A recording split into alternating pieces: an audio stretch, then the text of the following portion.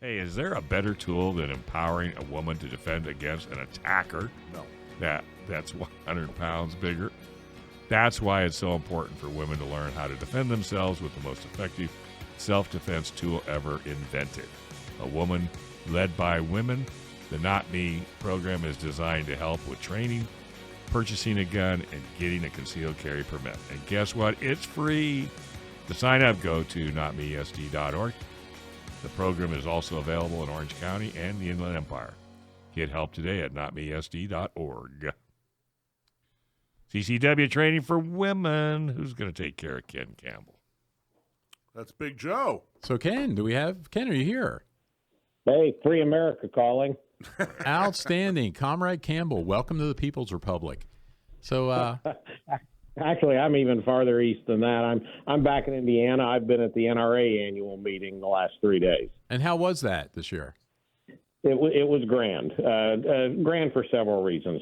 Buzz Mills, Gunsite's owner, Sherry Legate, our director of marketing, Sherry Campbell, my bride and purchasing agent for the store, and myself, we were all here. Tremendous crowds. It was just a really good meeting. I'm not getting into any of the politics with NRA. It's got its own issues, but the people that are important, you, me, your listeners, the industry folks, they were all there in big attendance, well attended. I was watching the local news last night, the dozen or so protesters across the street. But anyway, it was a great show. Well, that's great. That's good to hear too. I like to hear it when those kinds of things are successful nowadays. But the what I wanted one of the things I wanted to talk to you about, Nina and I were out at a Gunsite. We missed you. I think you were out cruising the one week, and then you were at the NRA conference the next week. But we'd been out there and wanted to talk to you about women and training at Gunsite because Nina, my wife, is fairly new to guns, and she did her first PCC course out there last year. And it went so well that she signed up for the 250 course, which she just finished, a week or so ago. And one of the reasons it went so well is just because of the environment there, the Gunsite family and that whole experience. But the instructors were just so good, and they're just so good at not only the technical training part of it, but just making everybody there, and particularly the women in the class and the ones that are maybe a little less experienced, just really comfortable. And it was just a great experience. And I wanted you to talk a little bit about that, about your instructors in the school and what you guys do for that. All right, we can do that. For those that don't know, Gunsite's the world's oldest and largest privately owned firearms academy. We've been in business over 47 years, and we've always had women come to class, but it has changed greatly over these near 5 decades. It used to be it was unusual to have more than one woman in class, and now it's rare when they aren't darn near the majority in classes. We also have some ladies-only classes. Some ladies just don't want to train with men, and we're good with that, and we'll do it that way. But we take care of them. When they leave, and I don't want to speak for your wife, but when they leave, I think they feel empowered because they are safe. They know how to handle a gun. They've been through live fire shoot houses twice. They've been through outdoor simulators twice. They've had night shoots. And it's not basic training. I mean, Joe, we yelled at you and made you do push-ups, but you're different. If you want us to have you push on Arizona, we can do that. But we don't need to. It's adult education. And when you're having fun, your learning curve rockets. And that's what we do. And when you got the best instructors in the world, and it sounds real pompous or easy for me to say as a CEO, but come take a class at Gunsite and you'll see it's no brag, just fact. Well, seeing the one thing too that I was thinking about when she first went out there, because she did a my wife is fairly new to guns, and she did a Women on Target event out here at our club, and she got to shoot a PCC, a little carbine, and she liked it so much. I thought, okay, cool. I'll get her one for Christmas, and so I did, and she started shooting that. She was asking me, wow, does anybody have any classes on that? So I looked, and wow, Gunsite's got one. Well, and she was real excited about it. I was a little hesitant because I'm thinking, okay, this could be either really good or really bad. If you have 5 days, shooting 8 hours a day, for a new shooter, I'm thinking it's either going to be really good for her or it's going to be so bad that it'll turn her off, to shooting altogether. And it turned out that it was just such a great experience that she got really into it. Joe, it's just like we told you, and everybody, that first class with Gunsite, it's just the gateway drug. You realize how much fun it is, how much you can learn, how good we do take care of you. We call it the epiphany, and you can't wait to come back. You're already planning before you leave, when's my next class? Nina, how was your gateway drug? Oh, man, it was amazing. I have to tell you, Ken, that after the PCC course, I was waiting for the new calendar to come out day by day, watching for it. And when it came out right away, we registered for the time when we could do that 250 class. And your instructors are amazing, not only because they're so expert, but they're patient, they're kind, but at the same time, safety above all. And so we were well trained every moment. They watched us every moment to make sure we were safe. But I have to tell you, the amount of patience and the amount of individual mentoring that they were doing in addition, it was incredible. I mean, they could tell when they'd come up and say, "Okay, Nina, I can tell you're frustrated. Wait till this next one. We'll walk aside over here and we'll talk about what you need to do." And I'm very new to using a handgun, and I came back. I rented my gun for that week, which was a perfect thing to do. And then I came back and I went to our outdoor range, and I felt so much more confident. I felt like I understood more about what to do. So I want to thank you, and your instructors were incredible. Well, thank you. One of the great things about ladies in class is, for lack of a better term, they listen and do. Us guys, we know all there is to know about everything, right? We've got all this machismo. Shoot, with Joe, we had to cut a switch off the juniper tree and get him on the back of the calves. But ladies listen and do, and they take learning because of that open-minded attitude they have, and your learning curve rockets, and it sounds like that's exactly what happened with you. And the camaraderie with the group and the support from expert shooters to us people who were new was fabulous. And then the other thing was, one of the folks that I was talking to had taken a day zero class with you. And that sounds incredible also. Day zero is something new, and we came up with that here just very recently. We're getting so many novice shooters now, much more than we used to. So as you learned on Monday, that moves along at a pretty good pace. So day zero is on Sunday, and we spend the full day. We only shoot about 50 rounds or so, maybe 100, but we spend the first full morning talking about holsters and belts and types of guns and nomenclature. And then that afternoon we go out and we introduce you to shooting. Some have never shot on a firing line before, so they get introduced to that. So when Monday comes around, it doesn't seem like when we stick that fire hose of information up to the side of your head and open the bail, not as much of it squirts on through. More of it retains. So I'm glad you got that feedback from her, and we're working on the 2024 calendar, and we've added the day zero for preceding almost every 250 class. That's wonderful, because I have to tell you, I've got my calendar ready to go for when that 2024 calendar comes out. I'm watching.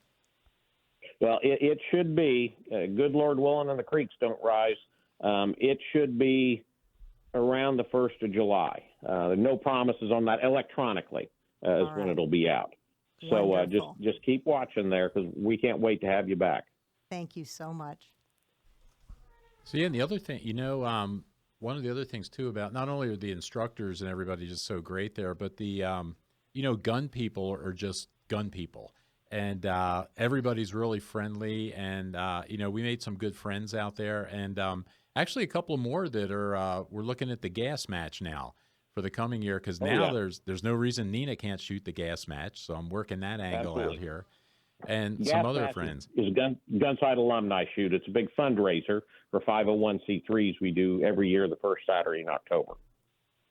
Yeah, and it's just such a, the thing I like about it too, coming from out here from behind enemy lines, it's nice the way you do all the ceremony. You've got the color guard in the morning, Saturday morning. Some of the things, one of the most interesting things is the flag ceremony at the dinner at night. I never knew that about the 13 folds and the tradition, and just extremely We'll be doing that interesting. again this year. Yeah, this last year, this was the Young Marines presented the colors for us, which was outstanding. And then Charlie McNeese and Colonel Freddie Blish and Colonel Joe, oh gosh darn it, former chief of police up in Ogden, Utah.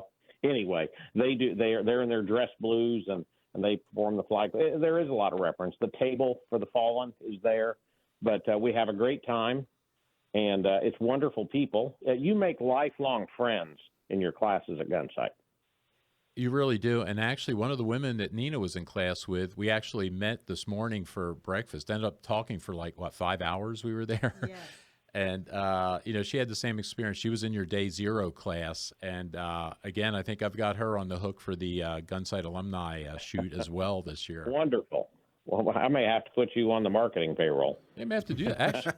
Actually, we have one of our San Diego County gun owner board members is out there now and is going to be in the 250 class here this week. So you'll see Jeff Malik out there if you get back in time. All right. I will. No, I'm back Wednesday. I'll be here. I'm staying here an extra day. This is where I was sheriff. So this is old home week. Let's go here. Ken, can you hang out for another segment here? I'd love to. Okay, great. Let's take a break. We'll be right back with you. Never seen Bullet. I've never seen Bullet. It's okay. I've never seen Red Dawn. So there. You and I should just have a slumber party. I know we should. We'll watch movies. We'll do each other's hair. We'll eat popcorn. Hey, I got all the movies too. Spaghetti? I'm in. We'll have some spaghetti. Oh God. I had the best spaghetti. Where did you have the best spaghetti? Never mind. No, where'd you have it? It's this Italian place. It used to be called Moreno's down in PB, but someone just bought it a year ago. And oh my gosh, they're the best spaghetti and meatballs. Better than Denny's? Way better. Wow. Way better. You should tell them. You should give them a compliment. Tell them this is even better than Denny's. Put it in a 9. Put it in a 9x12. I don't think that she would have taken that as a compliment. You don't think? No. Well, I wouldn't have told her till afterwards. All right, hey folks, a lot of companies waste an enormous amount of money on marketing. The design looks good, the photos are great, your website looks great on your phone, but it's just not getting customers. Why? Because you don't have the words that make people buy. But now you can fix that with Sage Tree. Sage Tree can help you find the words that make it easy for your customer to understand what you do and how to buy from you. Stop wasting money today and schedule a call. Getting started is easy.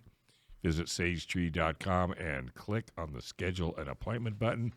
That's sagetree.com and click on the Schedule a Call button now. Hey, Ken, I was wondering if I could ask you a question. Ask me too. They're free today. So, as an instructor, as someone who's a professional instructor and has been around for a long time and seen a lot of students, what's something, and I don't even know, maybe nothing, maybe there's no answer to this question, but is there something out there that's being taught or that is, commonly taught that's wrong? Well, is that a good question? Kind of a loaded question. Yeah, it is. It is. It's hard to say. Here's my best answer in there. There's no one answer. I'll tell the students that on Monday morning, we're not here to give you the answer. We're here to give you answers. So when, not if, when it happens to you, you've got all these tactical tools in the box. You can reach in there and find the one that's appropriate and make use of it. Now, there are some folks that training creds aren't as strong as what they could be, and they do teach some things that I find are unsafe. And you can go on YouTube. You can see some of those things, ranging from one of the biggest, worst things I see people do is they take that novice shooter out. Joe, I take your wife out, and we put the big bore handgun in her hand as a novice shooter and have her shoot around in the big jumper recoil, and everybody laughs except her, and all we did was traumatize her and turn her away from shooting. Yeah, So I don't understand that either. I see that a lot. I don't get. It's not funny. I don't get it. it's not. Our industry. Well, Ben Franklin said it best, and he was speaking of the republic. If we don't hang together, we will certainly hang separately. Well, doing things like that just drives people away from what we do. When we get, I spoke of all those new gun owners in the day zero class. When we're doing that day zero, we don't charge much for it because I don't want to. It's capitalism. I've got to make some money, but I don't want to drive people away. I want them to be as comfortable as they can and as strong as they can be. And I think this class will make their Monday better. So I don't want to scare them away. I want to bring them in. That's a good answer. I mean, there's a lot of gray areas. There's a lot of preference. There's a lot of subjective. Well, gee, I prefer this, or I like that, or this works better for me, or whatever. But I think that there's some things that are downright right or wrong too. Right. I think that's one of the wrong things. People get all wrapped around the axle on Weaver stance, modified Weaver, isosceles, so on. How about just have a fighting stance, a balanced fighting stance, and work with it? Simpler is better. Don't make it overcomplicated. Don't try to teach 27 safety rules. Jeff Cooper came up with 4. If you ingrain those 4 into your consciousness and make them an everyday part of your life, your chances of having a negligent discharge that is a tragedy is greatly reduced. Just simple things like that you need to promote. If you've got 27 safety rules, most people aren't going to read them, and they certainly aren't going to retain them. There were, when I was a kid, there was one safety rule, and it was treat every gun as if it's loaded, even if it's not. And the other ones were kind of implied, pointing a gun at somebody. Well, if you're treating a gun as if it's loaded, you're not going to point it at somebody. You know what I mean? The rest of them were just kind of, be a responsible person. But I agree with you. The 4 safety rules, if you can just do that, if you can just teach somebody those 4 rules, you've had a successful session.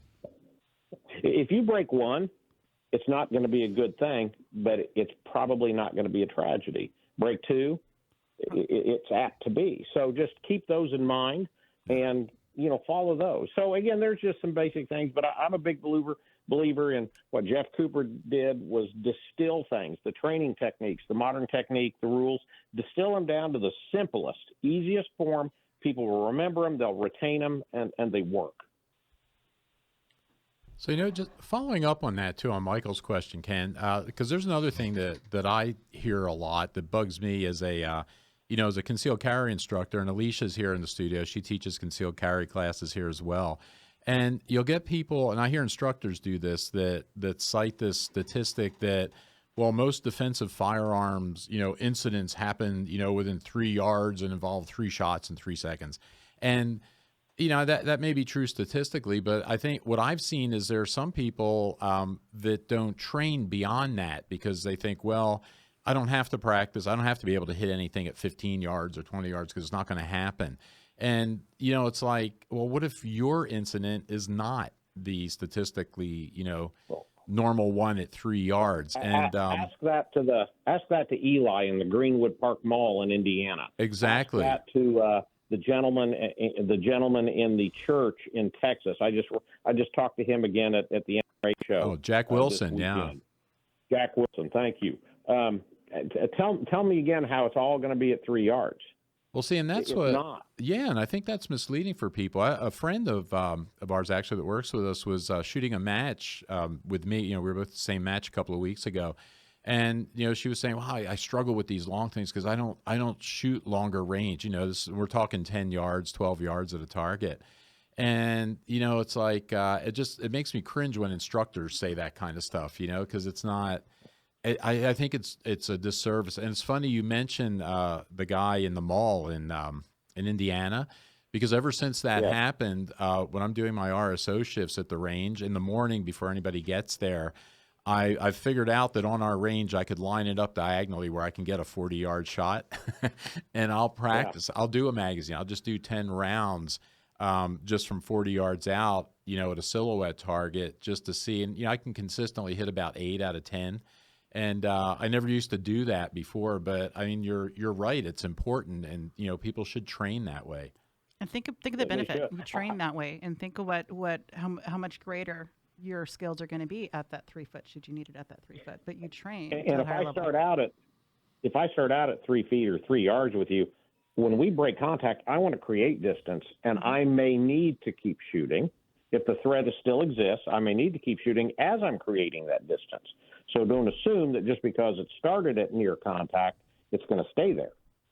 Well, and that's what, and you'll hear John Correa say that kind of stuff too. The bad guy gets a vote, right? So if he pulls the gun out at 15 yards and starts shooting at you, then you could either wait until he gets closer or you could be able to shoot back. Right. I know the young man from Greenwood. I know his attorney very well. He's a Gunsite grad, and he and I've known each other. He was one of my constituents, actually. And being from here as a law enforcement officer, some of the cops, that young man did a tremendous job, and he has never had a real training class. You brought that guy up. I don't even remember his name, and I was just thinking to myself, what a tragedy it is that guy's not a national hero and a household name. And I mean, what an amazing job he did.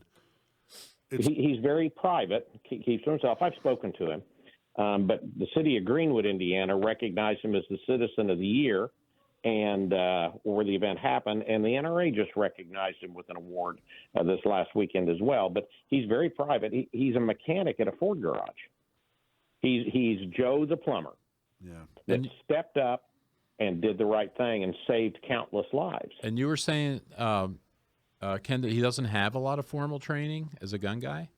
He has never had a formal class.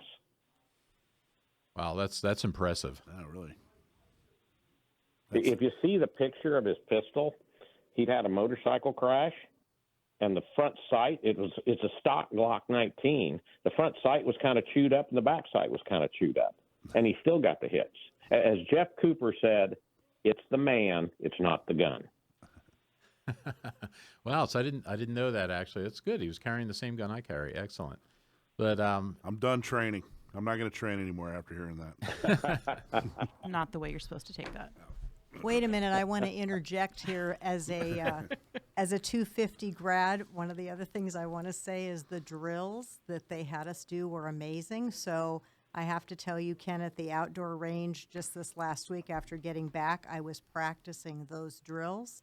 So Wonderful. You all kept saying, remember, this is a perishable skill. So Yes. those And it's those not a drills high were round wonderful. count drill. Say that It's again? not high round count. It's not a high round count drill, so you aren't expending lots of ammo, but what you're doing is quality. Yes, absolutely. And I felt so much more confident. Thank you. No, thank you. That's right there is the best advertising I can have in the whole world. so yeah, that's like I said. Everybody that I've taken classes up there. Now my wife has been there twice. We'll be coming back again soon. We'll be back for gas match for sure. But Hopefully we won't have the monsoon rain dump on us. that was, well, you know what? That was the best part for me because, I was shooting with a friend and we, just by coincidence, we finished just before that happened. So we were back in the tent.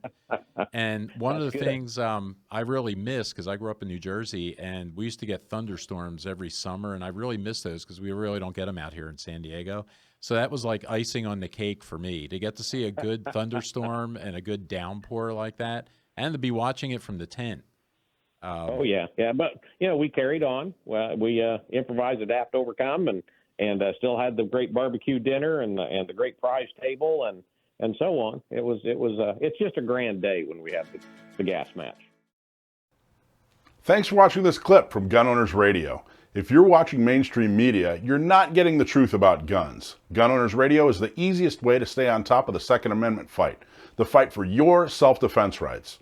You can watch our live stream on YouTube every Sunday from 4 to 6 p.m. California time, or if you're in San Diego, AM 1170, FM 96.1, The Answer.